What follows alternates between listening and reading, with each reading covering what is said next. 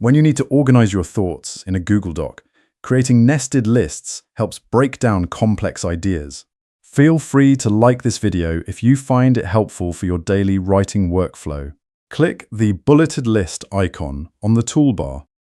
Type your first main entry. Press Enter to create a new bullet line. Type your second main entry. Press Enter to start another new line. Press Tab to indent the bullet into a sub-bullet point. Type your sub-bullet text.